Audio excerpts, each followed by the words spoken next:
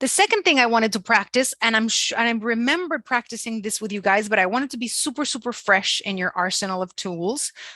It's the repetitions, the fact that you get two opportunities to say the interpreter requests a repetition. I do want you to make sure that you use your notes in a smart way. If you hear a chunk of speech that seems long, continue listening and continue taking notes.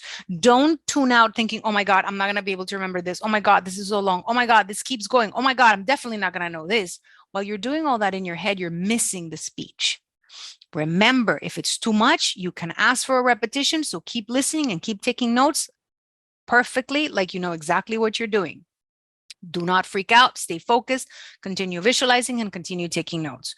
When that chunk has fully played until the very end, request your repetition or replay it. We'll see in the video that we have up ahead, but do not interrupt the chunk. Let the chunk play fully. Keep taking notes like everything is happening. Keep listening like everything is wonderful. And once it's done, then we go back. Then what do we do about our notes that we previously took? Do you guys remember?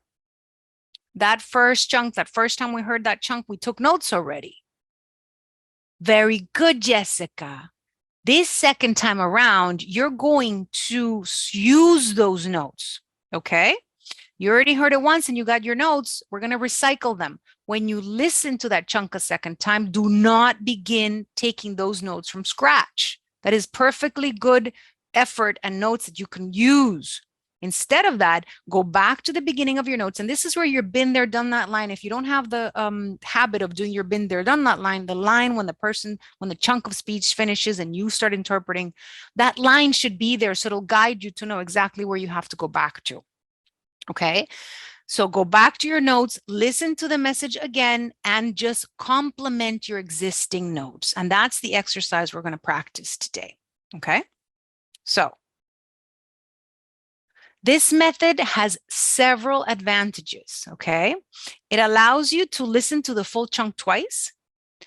It allows you to improve your previous notes, and it focuses more on listening than on taking a whole new set of notes. So if you already have notes and you know you're just complementing them, you're going to be able to perfect your notes, you're going to be able to focus more, and you're going to be able to chill out because you don't have to start from scratch. There's moments where your pen will be lifted from your page and you're just listening. Where can I put more things in here? Okay.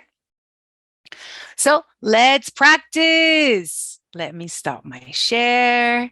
So this time we're going to do a consecutive practice. Again, you're going to record yourself.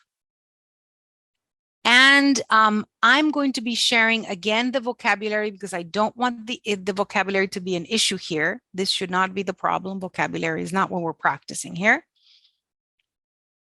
Let me do my PowerPoint. Oh, no, that's not what I wanted to share. One more time. Let me share my Word document. Here we go. Okay, so this is the document that I want everybody to pay attention to. We're going to get the vocabulary out of the way. So I want to remember some of these terms. Again, we're still dealing with firearms. Powder charged would be what? Carga de pólvora. Handgun ammunition.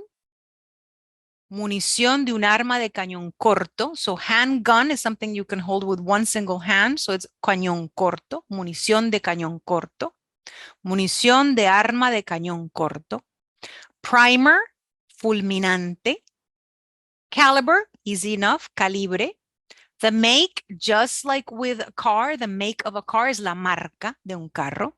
And the evidence log is la libreta de pruebas. One more time. Powder charge, carga de pólvora, handgun ammunition, munición de un arma de cañón corto, primer fulminante, caliber calibre, and make marca, and finally evidence log, libreta de pruebas. So this is the vocabulary you're going to be faced with again. It's not a big deal. I just wanted to give it to you because I wanted to make sure that the vocabulary would not weigh you down.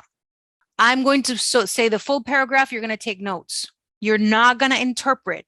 I'm going to say repetition and I'm going to repeat that full chunk. Once we finish that chunk for that second time, I'm going to say interpret, and I want you to voice record your interpretation. Then that second one, we're going to do the same thing. The first time you take notes, I don't want you to say anything after the first chunk. The second time, you're going to go ahead and record. Here we go. For those of you who want to record now, you may. For those of you who want to wait until it's time to interpret consecutively, you will, but repeat your notes. Here we go. You're interpreting into Spanish. Okay. So as I said, this is a spent cartridge. It's the casing that holds the powder charge of a bullet.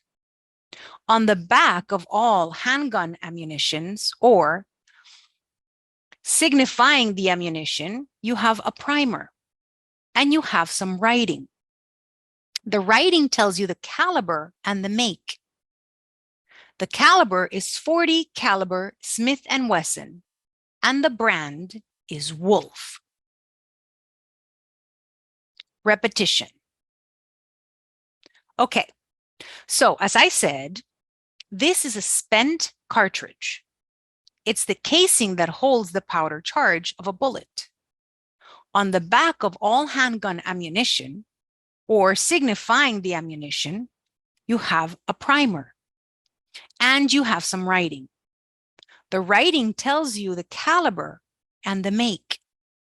The caliber is a .40 caliber Smith & Wesson, and the brand is Wolf. Voice record your interpretation.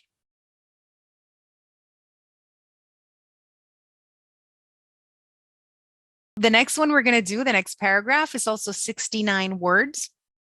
You are not going to encounter anything as long in the exam. I believe the longest portion you have is 65 words.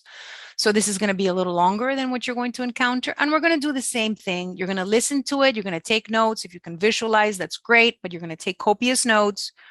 Then I'm going to say repetition, and I'm going to say it again, and you're going to hear the full speech again, recycling your notes, complementing your notes, making them even better. And then when I say interpret, then you're going to start recording, you're going to interpret, and then we're going to check your work for both paragraphs. Here we go. This dictation, you don't have to record right now, but I'm going to count it down. This dictation is going to begin in 3, 2, 1.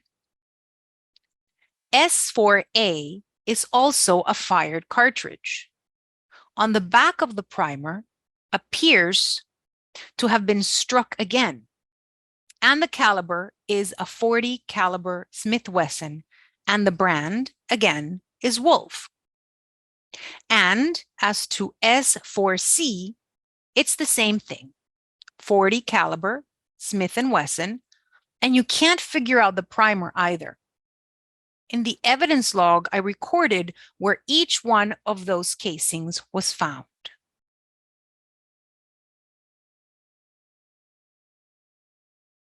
Repetition. S4A is also a fired cartridge.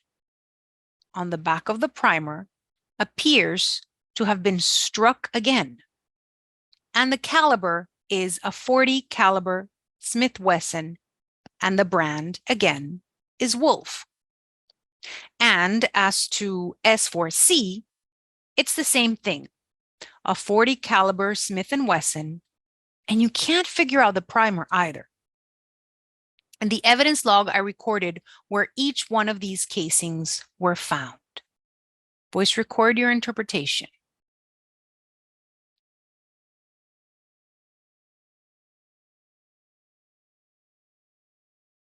So now we're going to look at the actual document, and I want you to play your 2 recordings and compare them to this.